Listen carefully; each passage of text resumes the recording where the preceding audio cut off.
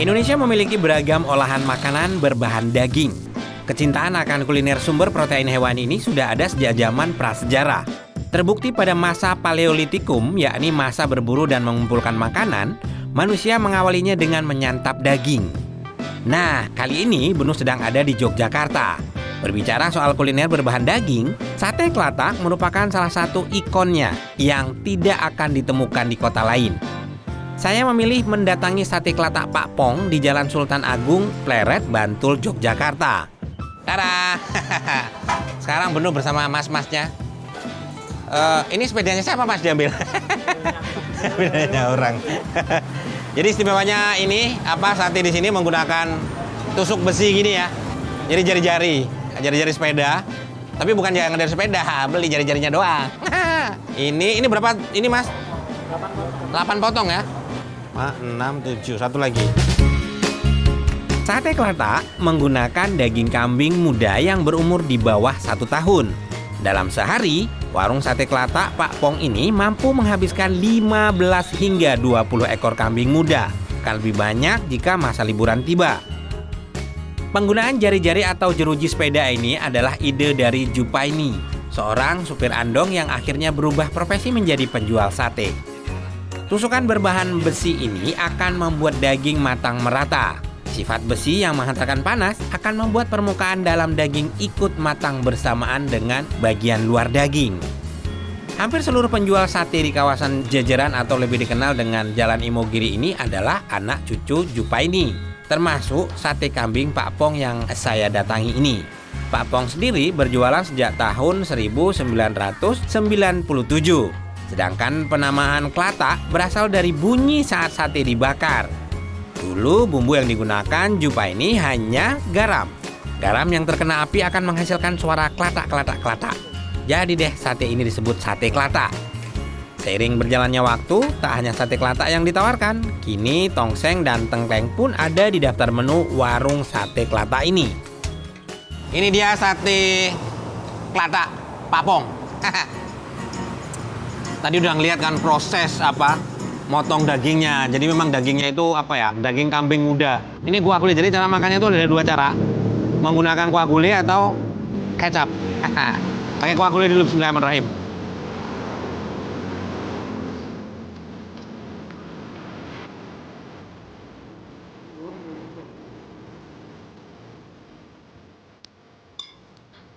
Jadi menikmati dengan kuah gulai ini ada sensasi sendiri ya. Ini perpaduan gurih sama dagingnya, aroma daging bakarnya yang sedap banget. Ini mumtaz banget ya. Dagingnya cukup empuk karena daging kayak kambing muda. Jadi kalau kambing muda itu memang dagingnya, karakter dagingnya masih lembut ya. Kita geser ke ini. Tidit. Nah, kita turunin dikit ya.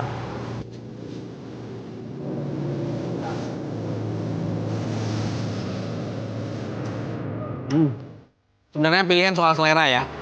Kalau pengen gurih, ketemu sama dagingnya yang lembut ya, pakai gulai.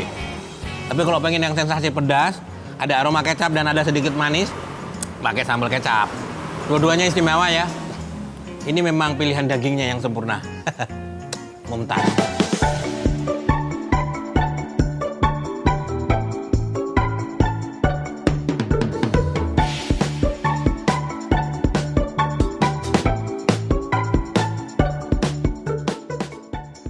Ini juga istimewa banget ya. Mumtaz. Lanjut mencicipi tengklengnya. Karena kambing muda, tulang iganya pun kecil-kecil dan dagingnya terlihat sangat empuk. Copot ya. Cobain dulu, bismillahirrahmanirrahim.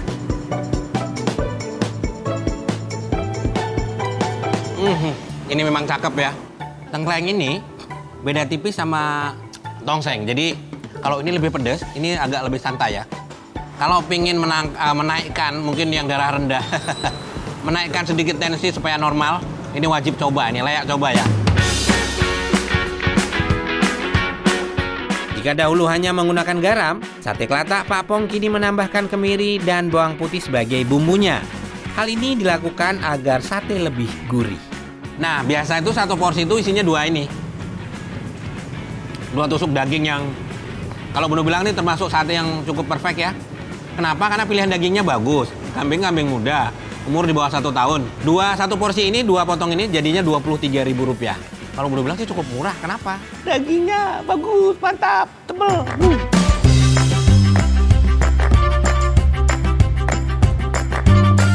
Wow.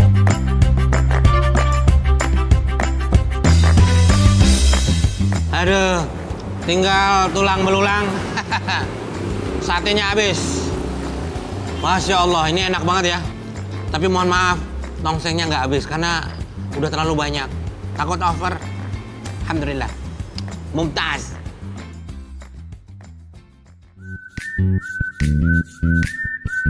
Solo juga punya sajian khas dari daging kambing yaitu tengkleng. Hidangan ini mirip dengan gulai tapi punya kuah lebih encer.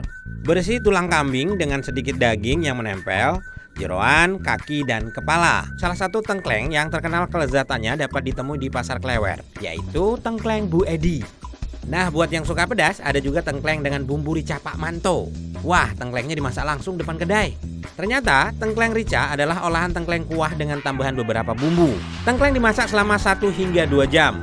Tengkleng kuah yang sudah matang selanjutnya ditumis kembali bersama irisan bawang merah, bawang putih menggunakan api besar.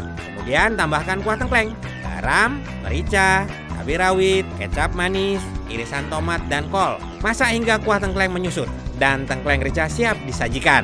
Ada tengkleng sumsum kambing juga loh. Benar-benar sajian yang bisa menggoyang lidah.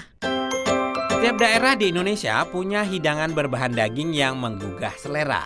Setelah jeda iklan, Food Story akan mengajak food lover ke Sulawesi Selatan untuk mencicipi kuliner berbahan daging khas Kota Daeng.